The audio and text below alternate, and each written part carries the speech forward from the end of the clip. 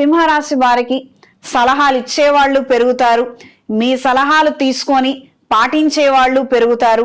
పరస్పరం మంచి అభిరుచి, మంచి అభిప్రాయాలు కలిగినటువంటి వ్యక్తులతో స్నేహ బంధుత్వాలు పెరుగుతాయి. మంచి మార్గంలో మీరు నడవగలుగుతారు. కొత్త వ్యాపారాలు పెట్టాలనుకునే వారికి స్థలాల విషయాలలో, లీజులు లైసెన్సుల విషయాలలో స్వల్పమైన పురోగతి లోపిస్తుంది. ఎప్పుడు ఆటంకాలు రావటం, ఈ పని ఇప్పుడు అయిపోతుంది, లేదు కాకపోవచ్చు, పోస్ట్ పోన్ అవుతుంది, ఈ రకమైనటువంటి అంశాలే ఎక్కువగా ఉంటాయి. అవుతుందనుకున్న సమయానికి అవ్వాల్సినటువంటి చిన్న పనులు కూడా కాక సతమతమయ్యే విధంగా ఉంది. అప్రమత్తంగా ఉండండి. వ్యవసాయదారులకు ప్రభుత్వం నుంచి సహాయ సహకారాలను అందుకోగలుగుతారు.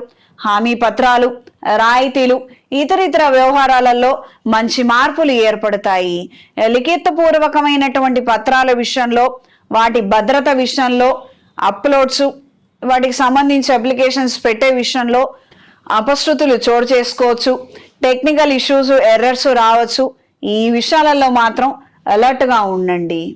వృత్తిరీత్యా బ్యాంకింగ్లో ఉన్న వారికి, ఫిజియోథెరపిస్టు, సెకండ్ హ్యాండ్ డాక్టర్స్కి కాస్తంత అవకాశాలు ఏర్పడతాయి.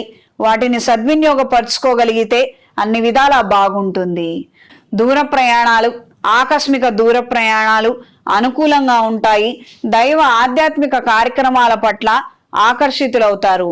పెద్దల పేరు మీద చలివేంద్రాలు ఏర్పాటు చేయాలని సేవా కార్యక్రమాలలో పాల్గొనగలుగుతారు.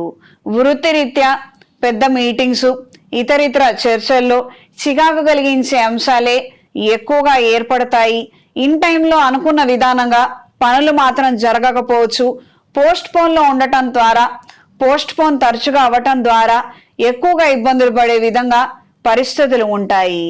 ఈ వారం సింహరాశి వారికి కలిసొచ్చే రంగు పసుపు, కలిసొచ్చే దిక్కు తూర్పు, కలిసొచ్చే సంఖ్య 5. ప్రతిరోజు శ్రీ విష్ణు అష్టోత్తరాన్ని పఠించండి. అవకాశం ఉన్నవాళ్ళు స్వామివారి ఆలయంలో లక్ష్మీ చందనంతో అలంకరణ జరిపించి తులసి మాలతో స్వామివారిని అర్చించండి. ఇంట్లో వ్యాపార ప్రదేశాలలో అరటినార ఒత్తులతో, అష్టమూలికా తైలంతో దీపారాధన జరిపించండి.